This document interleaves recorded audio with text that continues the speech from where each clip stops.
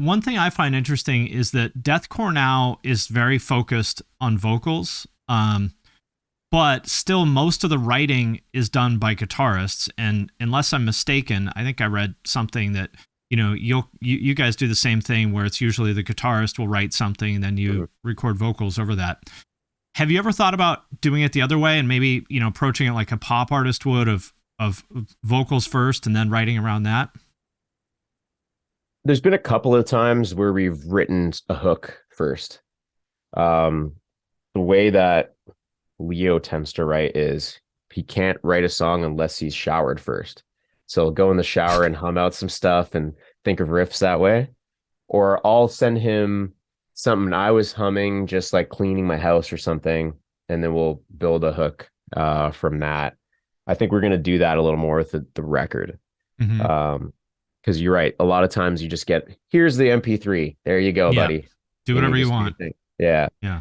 So I think we'll definitely try a few different things with this record. I want this one to be like our magnum opus. We want like something that is who we are really and defining. And so I think we want to try bringing in some new heads to the mix, some new producers, get some outlandish features from different genres. We're gonna try a bunch of stuff with this. So I think people are ready for that. I mean, it's like kind of everyone has been playing this game for the past several years of who can write the most absolutely filthy, disgusting breakdown and make dinosaur noises and all that stuff, which is cool. Like, I like that. But I think we've kind of reached the end of the road for that. It's like, what more could you really do there? you're right. I think people are going to appreciate what's being said more, especially if it's a wider metal audience. Because in deathcore, people care less about lyrics; they care about the sounds. Right. But if Right. you're trying to appeal to a larger audience, they want to know what you're talking about. And Yep. so I think good songwriting is going to be the differentiator.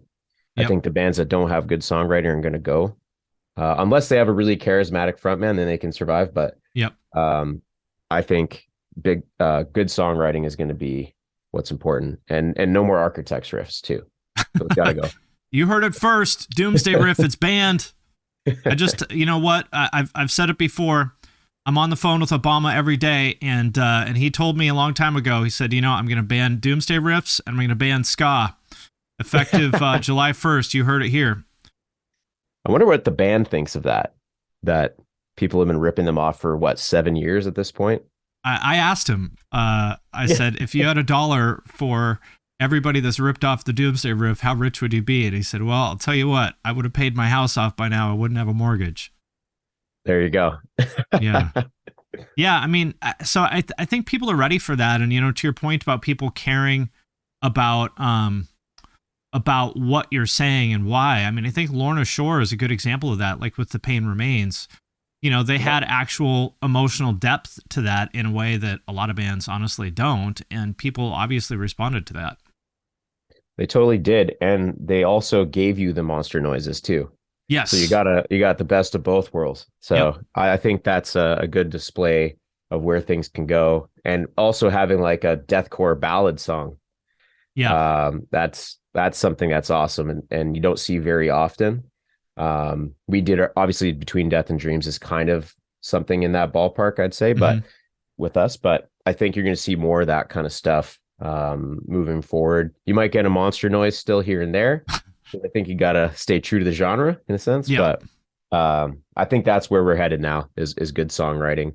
And but people are going to lag. It's going to take a year at least before all the other bands start doing it, because there's still going to be fret one, tons of blasting kicks like Lorna Shore with the monster noise breakdowns. That's probably another year. That is my guess. And that stuff's great. Yeah, it's great. I like it too. But I mean, we have it as well. But I think I bet you this next Lorna Shore record is going to be different than this one we had. That's my guess. I would think so. I mean, what are they going to just do? Pain Remains again? I think it's going to be quite different. Yeah, I don't think that's what they want to do. No, they don't. So what does good songwriting mean to you? Good songwriting means that the first thing that I would look for is, what am I feeling when I've just turned the song on? Now the vocals hit. How do I feel about it? Is there an emotional connection happening? Do you have a good hook? Hmm. Good hook is important. Now, as the song take me on a ride at least once, I think you can have structure. I love having structure in a song. I think it's important actually, for us at least. Not if you're like a Norma Jean style Right. chaotic band, but Yeah. I think emotional connection, good hook, and at least one moment of you saying, "Oh shit, I didn't realize it was going to go there." Only Hmm. once. Only once is Hmm. fine.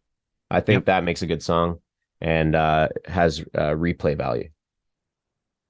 So a hook, I've talked about this a million times. Metal people always argue with me about it. I don't think a hook has to be vocals. I mean, there's things like, No, it Cowboys from doesn't. Hell or Rain and Blood or something like that. It doesn't have to be, but it usually is, especially if you want to reach people, as you said before, that aren't sort of just the core, like, the core, like, extreme metal fan. What do you think about that? Like, what do you think about vocal hooks in particular? I think vocal hooks they can be sung, they can be screamed, they can be a Yep. chant. Mm-hmm. Um, I also think guitar can be a hook. I Mm-hmm. think if you have a good lead on the guitar or like a melody that is memorable, I think that could also be a hook. Or you can even combine them. Mm-hmm. Um, or electronics too. So I think you could do it a bunch of different ways, but I think as far as effectiveness and connecting with a wide audience, I think a vocal is going to be the main draw. Yeah, that's the thing I always argue with metal people about. Like, it doesn't have to be a vocal hook, but it's just like, it's almost like these people have some sort of resistance to the idea of vocals being important. And I don't understand it.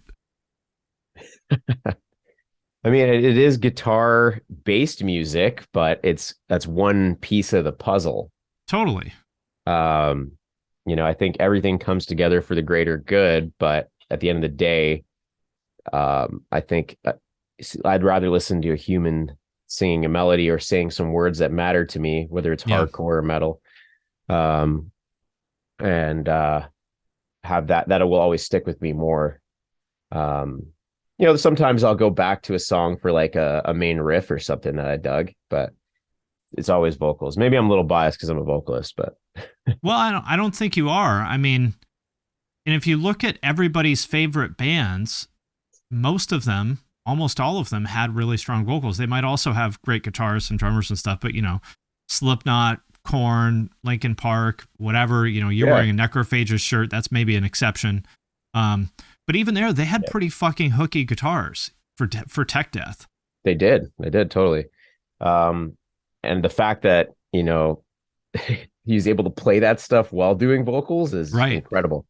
But you're right, and all those guys, I know exactly what they look like in my head. Yep. Yep. I know exactly what they sound like in my head because they had that um, charisma and the voice that connected.